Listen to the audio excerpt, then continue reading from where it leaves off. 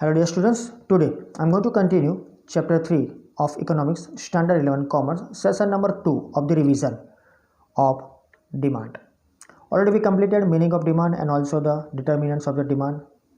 सो यहाँ पर आज मैं एक पॉइंट कवर करना चाहता हूँ. ऑलरेडी ये पॉइंट 2 या 3 बार कवर हो चुका है. एक्चुअली हमारे सेशन में ही कवर रिसेंटली हुआ है. So expansion and contraction of demand, ये क्वेश्चन है, what is expansion and contraction. So when other determinants are assumed to remain constant, price के अलावा, राइट, प्राइस वैरिड है यहाँ पर, प्राइस के अलावा जो भी अलग अलग टाइप के हमारे डिटर्मिनेंट्स है, जैसे फ्यूचर प्राइजेस, कोई एक पर्टिकुलर गुड की प्राइस अलग चीज़ है, फ्यूचर प्राइस अलग चीज़ है.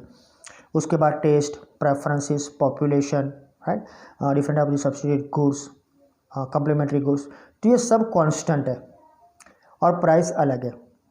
So there is an expansion and contraction of demand. तो यहाँ पर जब भी जो भी अजम्पशन करते हैं हम, उसको इकोनॉमी को बेस पर रखने के बाद ही करना चाहिए. तो जब ये सब कांस्टेंट रहता है और प्राइस डिफरेंट होती है, तब ये पर्टिकुलर पॉइंट क्रिएट होता है एक्सपेंशन और कॉन्ट्रैक्शन का. Let's see what is this और what does it mean.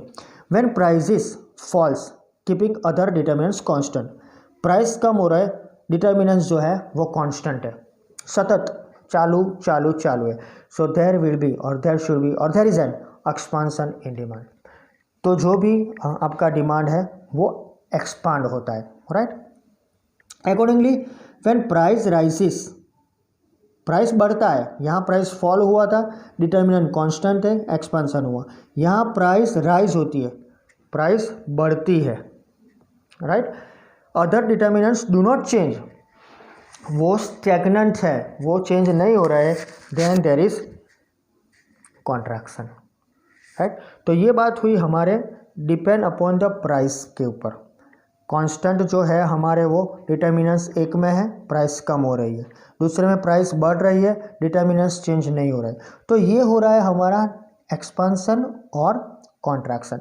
Let's take with the help of this particular schedule and diagram. Here it is. यहाँ देख लो, पहले price of the commodity available, right.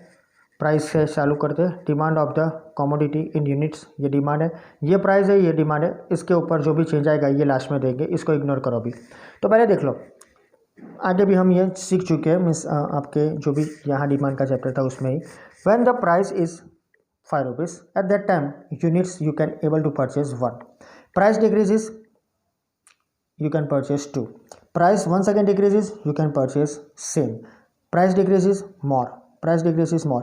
यानी जब जब प्राइस कम होती है, आपके नंबर ऑफ यूनिट्स जो है वो डिमांड के वो बढ़ते चले जाते हैं. लेकिन यहाँ पर ये तो कॉमन है, हमने देख लिया है. लेकिन यहाँ पर जो आपको ज़्यादा कंसंट्रेट करना है वो ये है कि बेस के तौर पर हमें यहाँ इनिशियल प्राइस 3 लेनी है. यानी प्राइस जब 3 रुपया थी तब हमारी डिमांड 3 यूनिट्स की थी. अब 3 से प्राइस बढ़ी, 3 से प्राइस कम हुई. Price increases from 3 rupees, price decreases from 3 rupees. What is the different और what should be the effect on the demand of the commodity, that is the main thing. Okay, so let's see. यहाँ पर पहले ही मैं समझा देता हूँ कि in our schedule here initial price 3 है, उस टाइम पर क्या होता है. हम 3 यूनिट परचेज कर सकते हैं, देख लो आप, which is seen in our figure, वो देखते हैं. तो पहले ये सब हम फिगर में डाल देते. X axis, Y axis. X axis पर हम लेंगे demand for the commodity of units and यहाँ पर प्राइस. तो let's start with the 3 because यहाँ 3 को हमें बेस के ऊपर लेना है. So when price is ₹3, here it is. Price 3 रुपया है, उस टाइम पे उसकी डिमांड भी 3 होगी, तो सेम पैरेलल जाएंगे यहाँ पर. यस, आ गया. इसको हम देते ए. अब नेक्स्ट पॉइंट आता है व्हेन प्राइस फॉल्स, क्योंकि हमारी शुरुआत प्राइस फॉल से हुई थी, ऊपर हमने देखा. तो प्राइस फॉल्स, प्राइस कम होता है 1 रुपीज़. तो 3 से हम 2 से हम 1 पर आ गए, तो प्राइस कम हुआ. देख लो यहाँ पर प्राइस 3 रुपये, यहाँ 1 आ गई. तो सामने देखो शेड्यूल में प्राइस 3 से 1 हुई, हमारे टोटल नंबर ऑफ यूनिट्स 3 से 5 हो गए, यानी नंबर ऑफ यूनिट्स बढ़े. उसको हम देते हैं सी. ये जो पर्टिकुलर पॉइंट हुआ यहाँ हम कुछ ना कुछ लिखते हैं। वैसे आपको मालूम पड़ जाएगा कि आगे का हम लिखेंगे तब उसको क्या है बोलेंगे, है। ये अभी के लिए रखो। ये क्या है फिगर में आपको दिखता है, that is expansion of demand. Demand बढ़ी ना, ए से डी, सॉरी ए से सी, तो डिमांड बढ़ी तो इट एक्सपांड्स। यहाँ पर भी लिखा है demand expands due to fall in price. मैंने बोला था इसको आप इग्नोर करना, लेकिन अब मत इग्नोर करो। अब देखो कि यहाँ से यहाँ यूनिट बढ़े तो डिमांड एक्सपांड, डिमांड थोड़ी एक्सपांड हुई। दूसरा एक एग्जांपल लेते हैं, तो इसको बोलते हैं डिमांड एक्सपांसन। अब प्राइस जो 3 रुपये थी उससे बढ़कर 5 हो गई। सो बेस प्राइस हमने ली थी, इनिशियल प्राइस 3, अब हो गए उससे अब उसके चेंजेस आके 5। तो यूनिट देखो आप 1, तो प्राइस बढ़ी यूनिट कम हुए। तो यहाँ पर पहले हम यूनिट लेते थे 3, फिर प्राइस कम हुई यूनिट बढ़ा दी, अब प्राइस बढ़ी तो यूनिट कम हो गए, 5 यूनिट आ गए। तो यहाँ पर जाओगे तो सिंपली राइट, सब जगह पर आप देखो ड्रॉ करें उसके हिसाब से। ओके, हम कॉन्सेंट्रेट करना चाहते हैं प्राइस के ऊपर, तो ये प्राइस है और ये हमारा यूनिट, तो देख लो 1, उसको हम बी देते हैं। तो ये जो ए बी सी पॉइंट आया, तो ये बी आया, तो ये क्या हुआ 3 से लेके 5 तक, यानी 3 से लेके 1 तक यूनिट और 3 से लेके 5 तक price.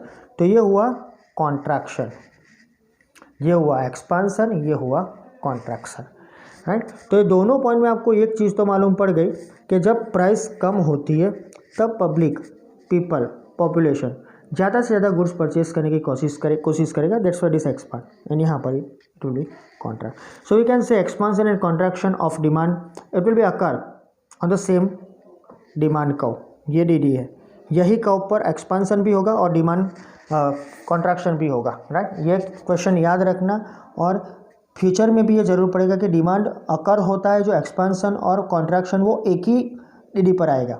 So expansion is always downward, it is downward movement. See, expansion is downward movement, whereas the contraction is upward movement. Okay, mostly on the demand curve, और एक ही डिमांड कर्व पर होता है। सो सामने पेज पर इसका टोटली आपको explanation दिया है, वही मैंने यहाँ पर कवर किया है, देख लो सब कुछ मैंने यही कवर किया है। तो लुक आफ्टर दिस वन, ये भी आपके इनिशियल प्राइस से लेकर सब कुछ लास्ट में डाउनवर्ड और upward, right. So that is a thing, तो याद रखना और इसको ऐसे भी देखना कि कैसे हमारे लिए ये एक्सपांशन और पर्टिकुलर कॉन्ट्रैक्शन जरूरी है। और एक पॉइंट लेना चाहूँगा, that is given goods, right. When price of certain goods called inferior goods fall and the real income of a consumer rises, then she or he may reduce the consumption of such goods and substitute these goods और substitute by goods of the superior quality। तो ये concept आपको थोड़ा और लगता होगा जब पढ़ा होगा तब आपने। तो यहाँ एक ही चीज़ है कि कोई कम क्वालिटी, बिगड़ी हुई क्वालिटी, कम क्वालिटी, इन्फीरियर क्वालिटी, थोड़ी बहुत ऐसी क्वालिटी जो हम रूटीन में यूज़ नहीं करते, हम यानी those who are the poor people mostly, तो उनके लिए वो इन्फीरियर गुड्स की प्राइस जो कम होती है, राइट, तो उनकी इनकम बढ़ती है ना, सिंपल थिंग है ना। जो वो यूज़ करते हैं वो उसका पर्टिकुलर इन्फीरियर गुड्स है, उसका प्राइस, राइट, जो भी है ओके वो कम होता है, तो उनकी इनकम, रियल इनकम बढ़ती है, क्योंकि वो 5 रुपये लेते थे वही चीज़ अब 4 रुपये मिलती है, 1 रुपया उनका बचता है, तो कंज्यूमर का इनकम बढ़ेगा। सो मे बी ही और शी में reduce the consumption of such goods, क्योंकि क्वालिटी कम हो गई है, तो अब क्या होगा, they will substitute this goods by the superior quality, तो वो अच्छी क्वालिटी से उसको सब्स्टिट्यूट करेंगे ना, क्योंकि उसका प्राइस उससे सेम हो जाएगा, बढ़ जाएगा, क्योंकि इनका कम हुआ है तो दूसरे का कम होगा ही होगा, तो उनकी इनकम बढ़ी है तो कंजप्शन भी वो दूसरी प्राइस, दूसरी थिंग का बढ़ाएगा। So this goods were named after Robert Giffen who made such observation and explain this idea. इसका डिस्कशन भी रिसेंटली हुआ ही है। Such goods are necessary goods and are purchase by the low income groups, ये याद रखो। ये Giffen sir ने दिया था, रॉबर्ट गिफन ने, इसलिए इसके पीछे इनका नाम लिखा हुआ है और लगा हुआ है, और मोस्टली ये लो इनकम ग्रुप्स के परचेज पर, रियल इनकम पर थोड़ा इफेक्ट करेगा। सीधा example, a person with low income purchases jowar और बाजरा, सब खाते बाजरा। When the price of jowar bajra falls very low, समझ लो कि वो 50 रुपये से कम होकर, 50 तो बहुत ज़्यादा बोल गया, 5 रुपये से कम होकर 3 रुपये kg हो गया। The real income of the consumer tends to increase, तो वो जब खा रहे थे वो लो इनकम ग्रुप वाले, तब इसका प्राइस था 7 रुपये, अब ये 3 रुपये कम हो गया, मीन्स 4 रुपये कम हो गया और आ गया 3 रुपये के ऊपर, तो तो उनकी रियल इनकम तो बढ़ेगी ना, consumers income tends to increase, तो हैंस सी और he will reduce the consumption of such goods and will purchase more of wheat, क्योंकि वीट उनको भी शायद बाज़ार में थोड़ा बहुत सस्ता मिल जाएगा। ये एग्जांपल थोड़ा आपको ऐसा लगेगा कि बाज़ार में इतने सस्ते वीट मिलते हैं, लेकिन जस्ट एग्जांपल के तौर पर देखा जाए तो शायद मिल जाए तो हम उसको कैरी करेंगे, क्योंकि अभी के हिसाब से देखे ना तो बाज़ार में 2 या 3 रुपये केजी वीट भी मिलते हैं, राइट, लेकिन वो पर्टिकुलर FPS शॉप्स में होते हैं तो वो हम इग्नोर करते हैं, वहाँ नहीं जाते। लेकिन अगर हम मार्केट में कोई एक चीज़ मिलती है जो ज्वार बाजरा मार्केट में ही लेते हैं तो उसकी प्राइस पर डिपेंड करेगा, वो कम होगा तो हम मूव करेंगे वीट पर। तो which is the superior good, यानी बाजरा और पर्टिकुलर ज्वार से तो वो सुपीरियर ही है। So another example is that of the vegetable वनस्पति घी एंड प्योर घी है। ये तो बहुत डिफरेंस की चीज़ है, लेकिन हाँ शायद प्राइस कम होगा वनस्पति घी का और वो इन्फीरियर क्वालिटी का आता है, आपको मालूम है, तो फिर हम यूज़ करेंगे ऑब्वियसली प्योर घी, देसी घी। सो ये मुझे आपको समझाना था, दैट्स वाई। और अदर एक्सेप्शंस भी है प्रेस्टिजियस गुड्स के वगैरह, ओके। सो ऑलरेडी डिस्कशन हो गया। So that's all, thank you.